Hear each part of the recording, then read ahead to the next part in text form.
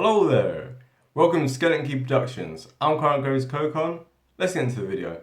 And in today's video, we're going to be looking at conservatism, and that's part of our political theories series. So definitely have a look out for all the other ones.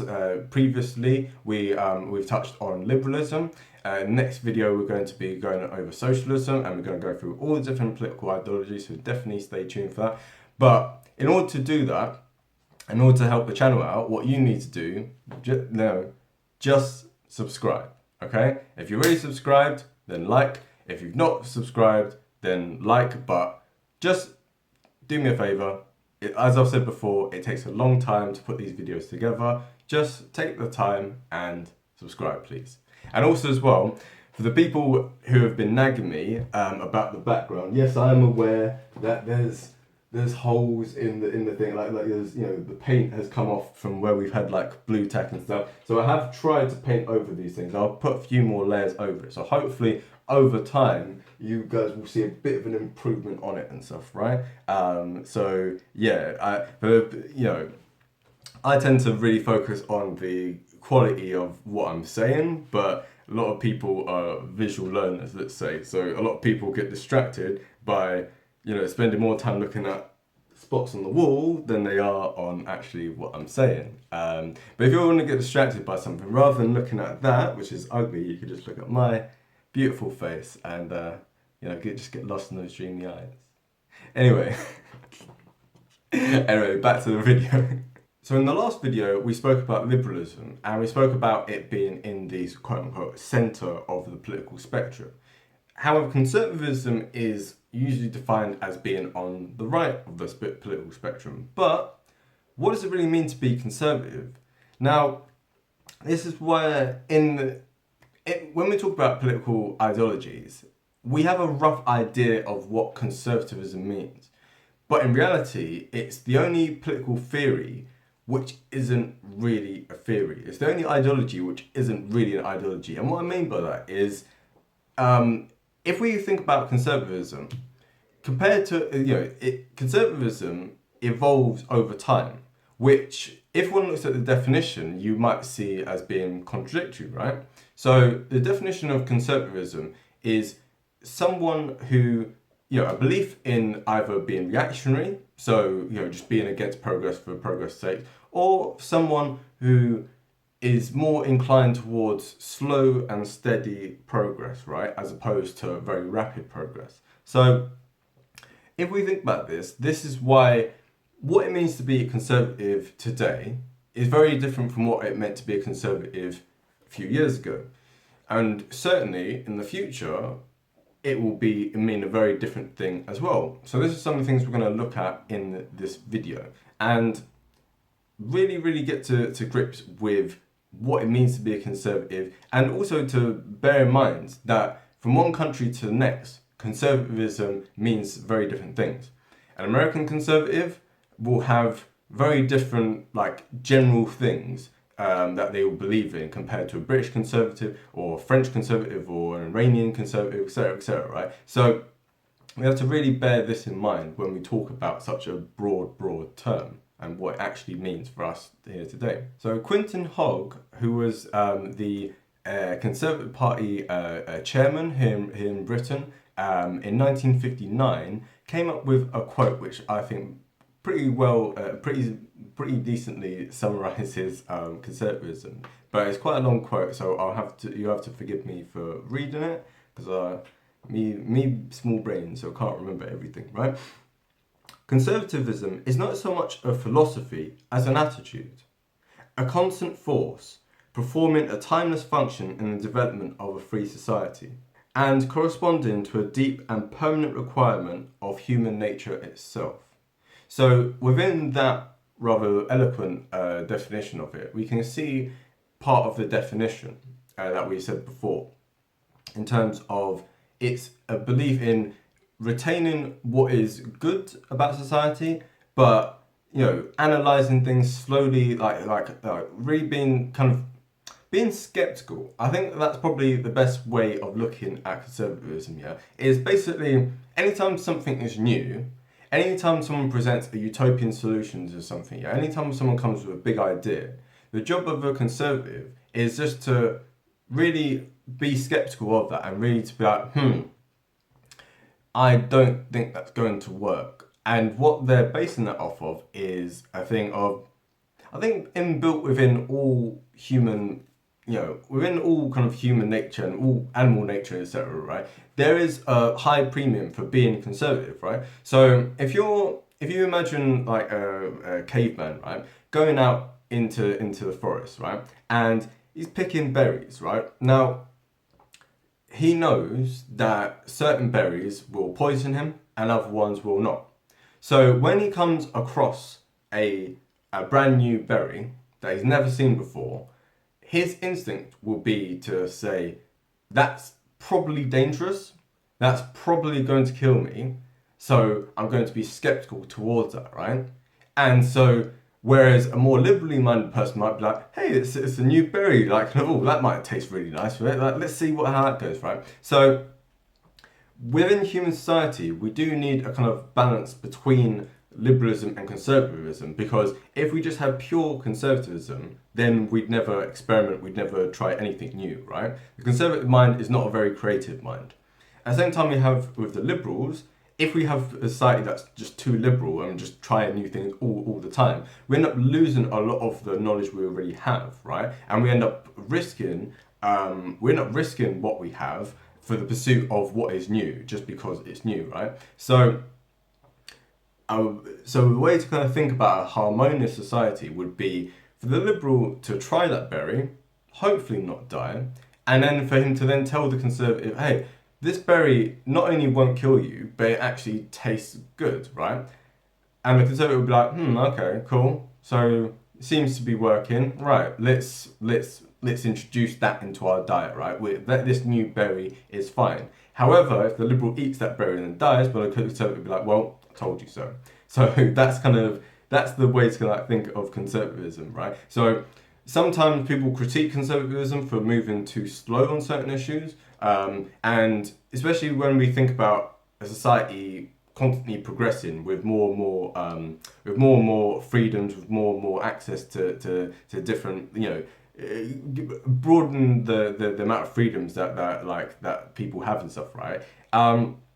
Conservatives can often be seen as being on the wrong side of history, but in reality, each social movement has its extremities and also poses a risk to the status quo. So if there was no conservative restraining force on some of these movements might end up getting out of control.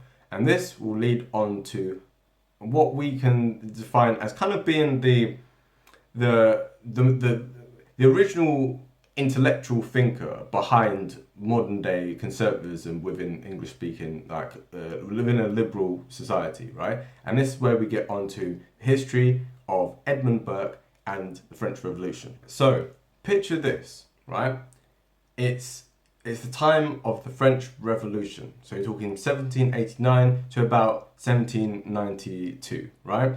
And this was a time at which continental Europe was up in flames. We saw sorry for butchering this, my French was not perfect, right? The ancien regime, so the ancient regime, the old order that there was in France, right? With the autocratic monarch, right? With the power of the church, the power of the nobleman, and the kind of disenfranchisement of the vast majority of the peasant population, right? Now, with that old system completely overthrown, the French revolutionaries weren't simply content with just expanding the franchise, weren't simply content with just a little bit of change for what was, for all intents and purposes, a very stagnant system which had basically existed as it had for probably about a century, and wasn't really benefiting the ordinary people of France, right? So France was really at a point at which its entire society, its sense of itself was crumbling, and so the old order was just overthrown. But systematically every single facet of it, right? From from dealing with the aristocracy to the monarchy to the church, like Christianity at the time of this kind of revolutionary kind of like period, like especially during the time of like Robespierre, they destroyed many churches. They turned churches into temples of reason, as they called it. They created a new secular religion, which was of reason. They even to the extent of, for this, they brought in the metric system, which I know kind of triggers a lot of Americans. But it was a thing of, they, even to the months that we had. And so instead of it being 12 months, they created 10 months, right? And they literally tried to restructure every single thing in society, which they saw as being irrational, right? And Edmund Burke, across the Channel, safely in England, which during this whole time was safe, for, by being an island nation, was safe from Napoleonic invasions, and was safe from the kind of revolutionary fervour that we saw on the continent, right? He was very sceptical of this. And if we see some of the letters that went between himself and Thomas Paine, who we mentioned before, being an advocate for the French Revolution, up until the point where he himself was arrested and thrown into a French jail for it, but never mind. So Edmund Burke critiqued the French Revolution by saying, if you completely destroy everything, if you have a building and some bits of it are rotten, some bits of it are falling apart, right? If you destroy every part of that building, including the foundations, you no longer have a building, essentially, right? Not exactly in his words, but that's the kind of visual way to conceptualize it, right? So there are many things in the old order which do not make rational sense, but which you ought to try and maintain for the sake of the whole structure being able to maintain itself, right?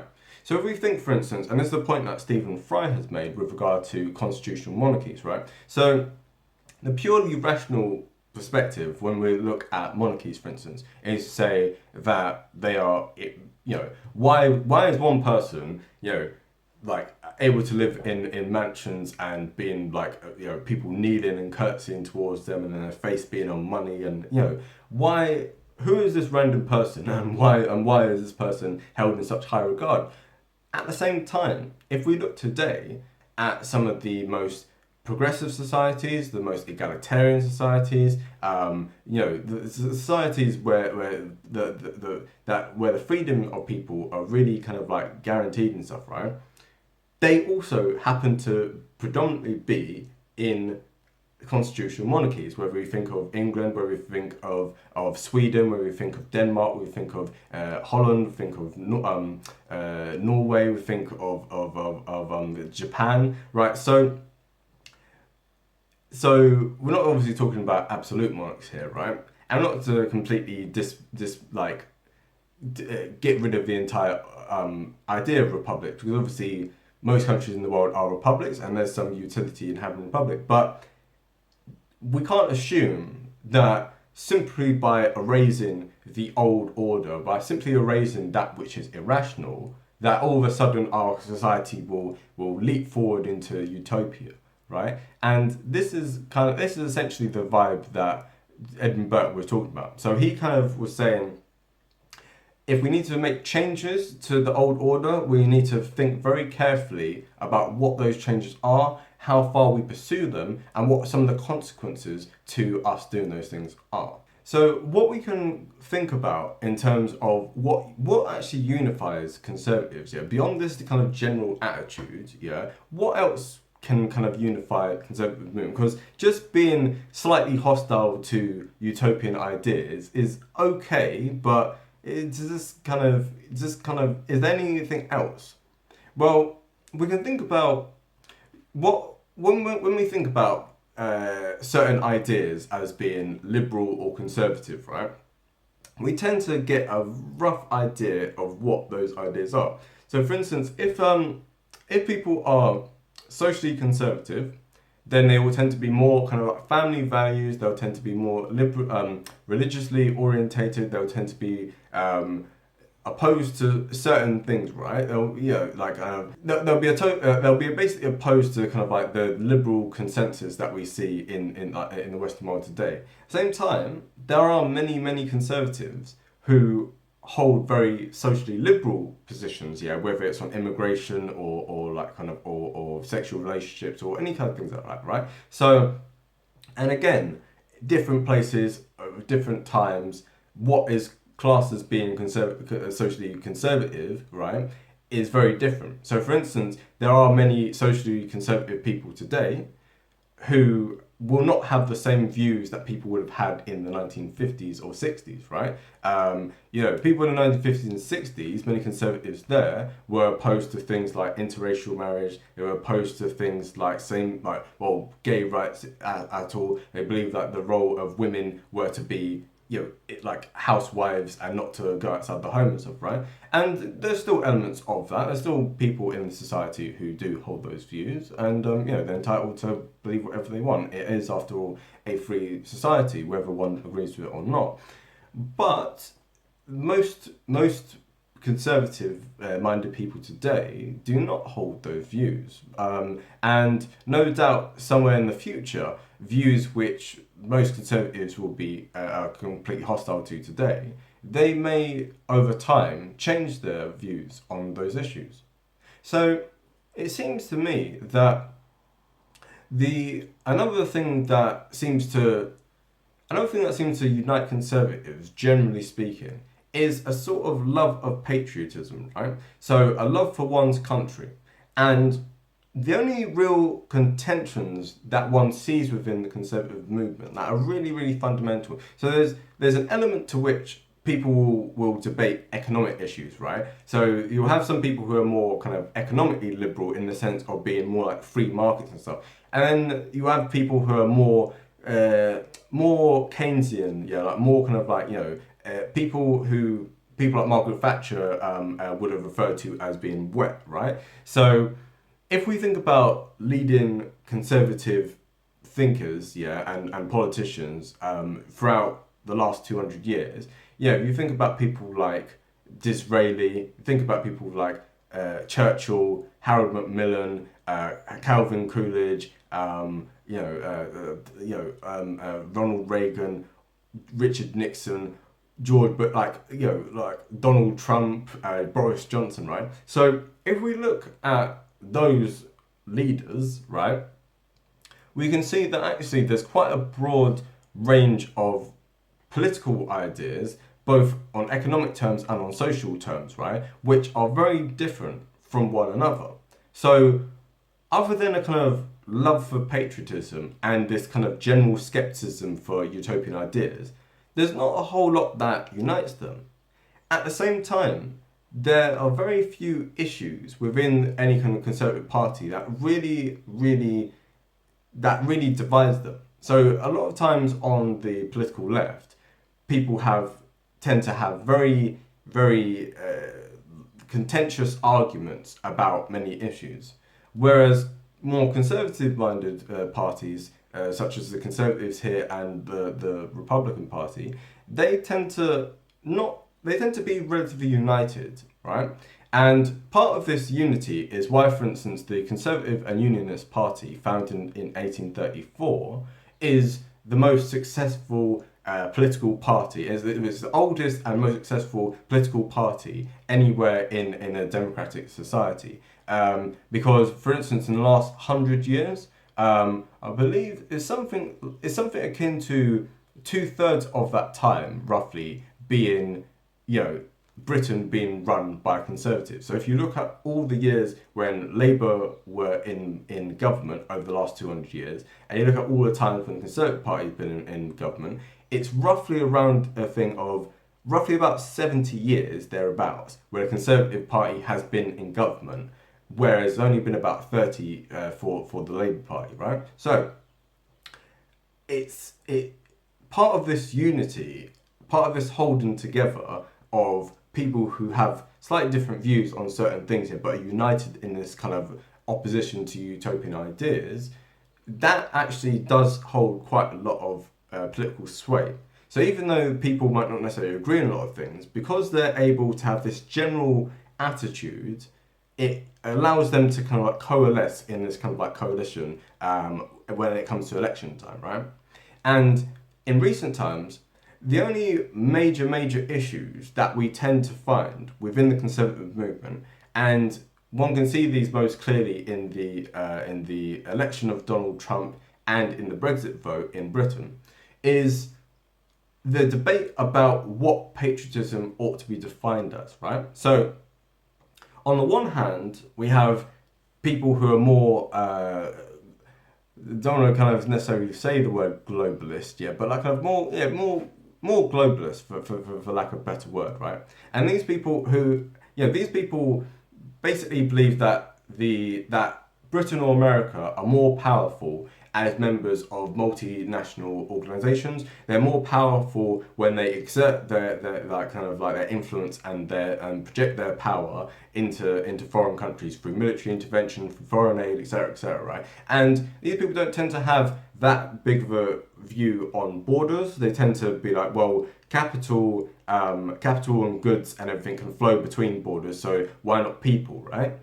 Whereas there's the other side of conservatism, which has a certain more of an attachment, I suppose, to the nation state in the sense of wanting to preserve the social fabric within them. And so they don't want to intervene in other countries. They want to just focus on their own, right? So this is what we think of when we think of America first, right? And other kind of that kind of mindset, right? And so you're not intervening in other countries. Just leave them alone, and they can kind of sort out themselves. We're focusing on ourselves. And in terms of with immigration, they go, well, hold on. It's not that we don't want immigration at all, but if immigrants come to this country, we want them to have views that are similar to ours, where they'll be able to come in and like integrate within the wider society, and where there won't be as many, they don't, again, with this slow and steady change, if we have mass migration, then many conservatives view this as a kind of erosion of the social fabric, erosion of like what the country has been and stuff, and it becomes too rapid of a change and not enough time for the country to kind of like slowly evolve and adapt into that new change, right? So this is part of what, it's not the only thing that inspired the Trump or the Brexit vote, but this kind of attitude had a big impact on it. So it wasn't necessarily that people were racist or people were this or people were that. It was a thing of, and it wasn't that they were anti-immigrant. They tended to just say, we're fine with it, we just don't want too many coming at one time. It's almost like if one thinks about it at a party, right? If there's a punch bowl and people put a bit of rum in it, then it tastes good and people have a fun time with it, right? If too much rum is poured into the punch bowl at the same time, first of all, it's going to leave a nasty taste, and second of all, people are going to get way too drunk way too quickly, right? And so it's gonna, the whole vibe of the party is gonna go from a nice kind of socially thing to all of a sudden people are just gonna be all over the place, right? So I think that's a very visual way of conceptualizing some of the fear that many conservatives have with regard to these kind of issues, right? So too much of a good thing can still be bad, right? And that's something that we have to always bear in mind. There always has to be a certain balance, and this is why I said earlier how there needs to be a kind of balance between the liberal mindset and the conservative mindset, and we have to really think, with the constant debate between the liberal and the conservative, what is that going to evolve into over time, and what is conservatism likely to be in the future? So my personal prediction of what conservatism will be in the near future throughout the rest of the 21st century is this. In light of the current financial crisis which is looming, so definitely check out the debt crisis video which you can check out on my channel. and that goes into that in a lot more detail. So with that looming debt crisis and part of the economic fallout that may come from that, I believe personally that conservatism in the near future will go a lot more towards a kind of like Reagan-y, kind of Thatcher-y, kind of like fiscal conservatism, right? So small government, low tax, low government spending, paying back debt, etc., right? I also believe that conservatism is likely to retain its kind of the trend in more recent terms to focus in on the nation state. So rather than going outwards into different countries and intervening, I think there's going to be a lot more of this kind of focus on we've got our own problems to deal with, like kind of the rest of the world. While we'll defend our allies, we won't really intervene in the internal politics of other countries, right? And I believe also that on social issues, I think that conservatism, I think it will basically become more and more socially liberal on most issues. The only one that I can't see in the near future them really changing much on is on immigration. I think that having opposition to mass migration, to low skilled migration, to migration which changes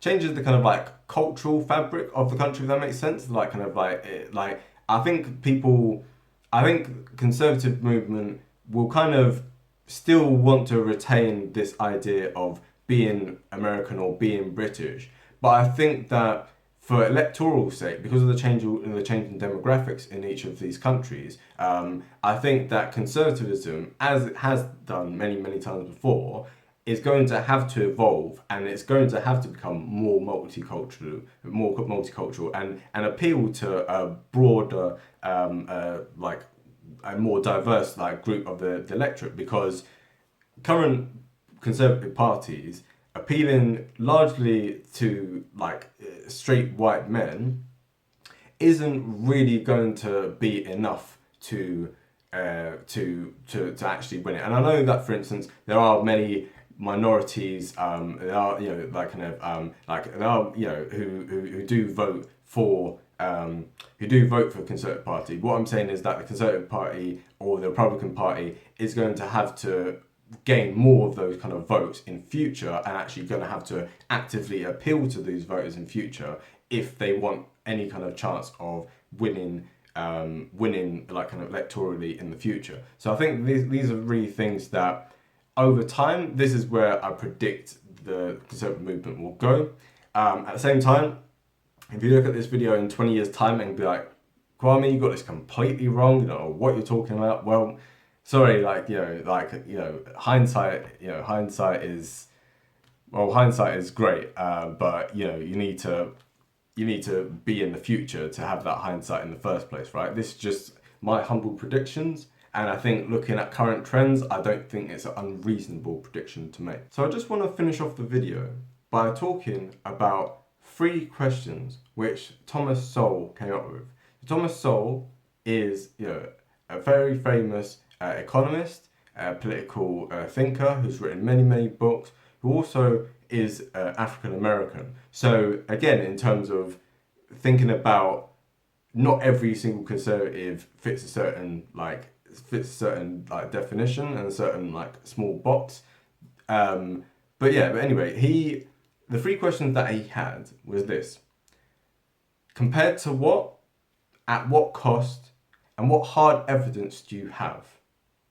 So when speaking to people on the so-called left of the political spectrum, these are the questions that Thomas Sowell and other conservatives tend to ask people, right?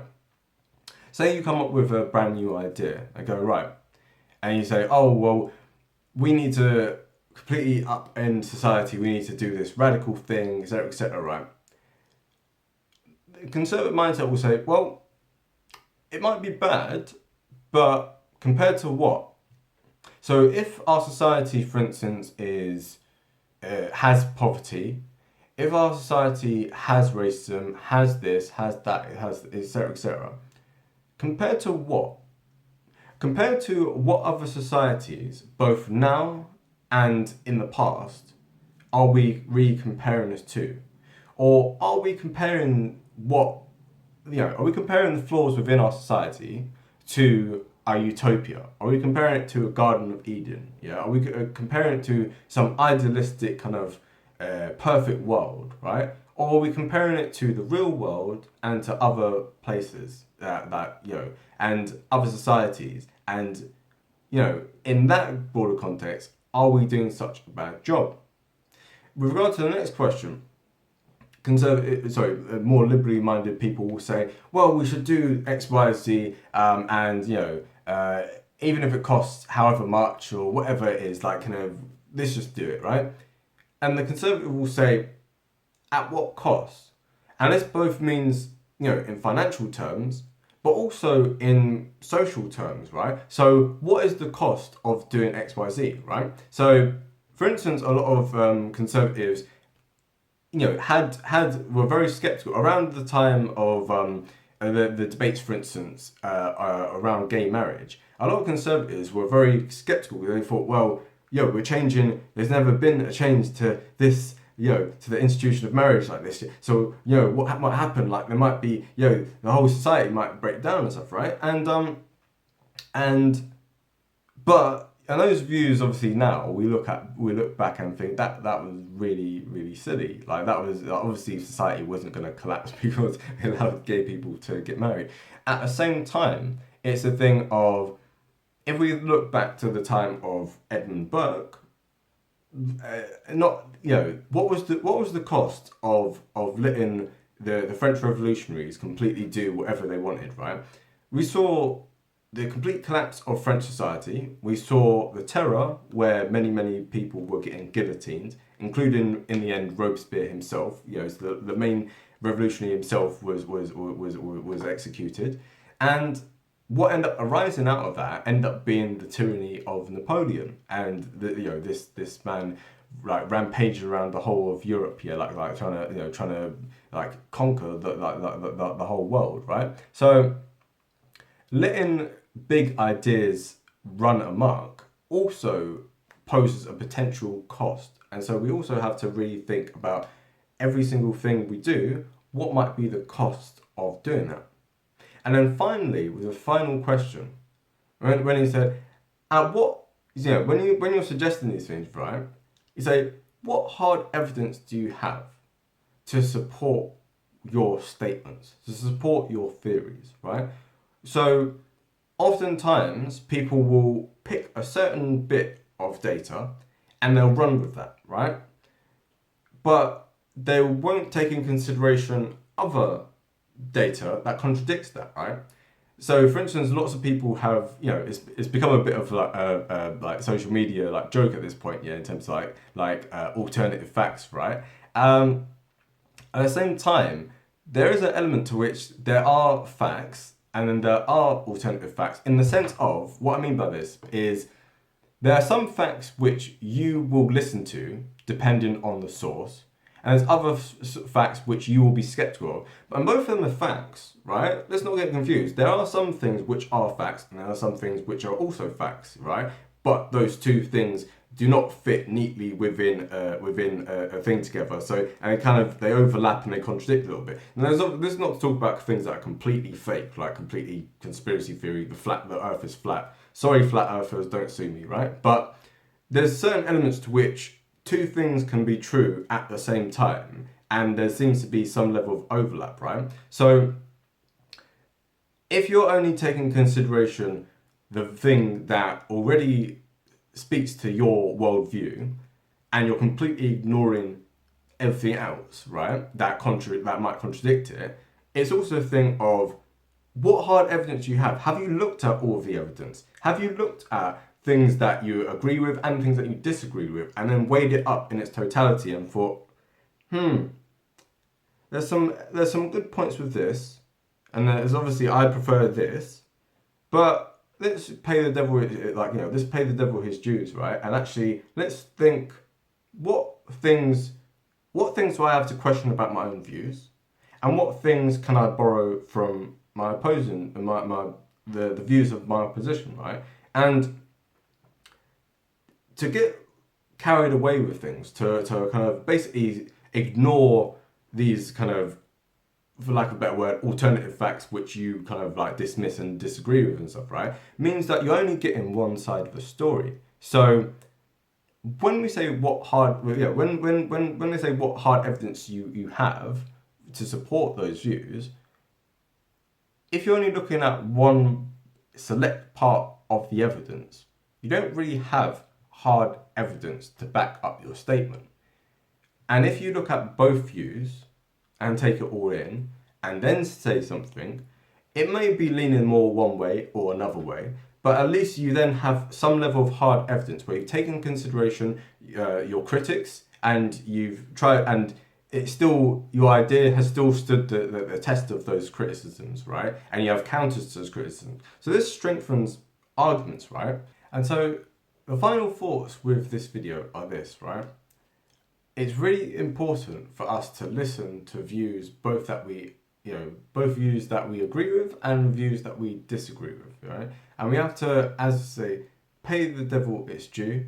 We have to really look deeply at all the different, whenever we have an idea, we have to really think deeply about what the potential costs to those ideas are, what we are comparing it to, and what essentially, what is the hard evidence that we have that our ideas are going to work? Because as much as it is necessary for humans to try new ideas and to look at things and that are not right in society and to try and fix them, we also have to be somewhat cautious and listen not just to the liberal side of us, but also to the conservative side of us, and to really think about the consequences of what it is that we're proposing, right? So this essentially sums up conservatism, and that's why we really need to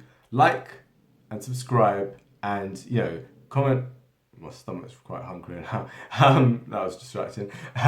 So yeah, like and comment and subscribe, because if you really like this video took a lot of research going into, and it took a lot of time to put together, and I hope that you've enjoyed it. And stay tuned for other videos. The next video is going to be on socialism, so we're going to get into the nitty gritty with that. But this political theory series has got many different videos, right? So the only way for you to really stay tuned with that is if you like and subscribe, because that way you will stay in the loop, right? To keep nagging people to be like, oh, guess what? There's a new video. It's out every Thursday and out every Sunday, right? So stay tuned, and I'll see you next time. Bye.